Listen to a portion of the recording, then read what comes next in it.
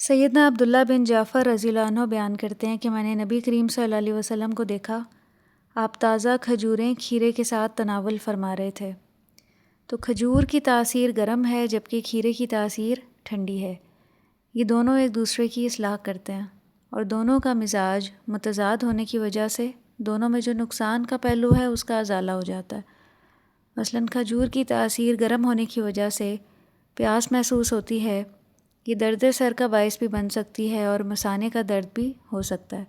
یہ دانتوں کے لیے بھی نقصان دہ ہے، جبکہ کھیرا تاثیر میں ٹھنڈا ہونے کی وجہ سے پیاس کو تسکین دیتا ہے، یہ معدے کی شدید حرارت کا خاتمہ کرتا ہے اور مثانے کے درد میں بھی مفید ہے، دانتوں کی صفائی کے لیے بھی فائدہ مند ہے۔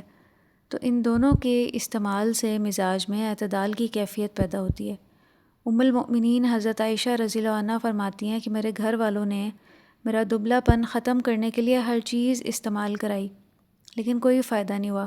آخر انہوں نے کھیرے اور تازہ کھجوریں کھلائیں تو میرا دبلا پن ختم ہو گیا، یعنی ان دونوں سے جسم قوی اور توانا ہو جاتا۔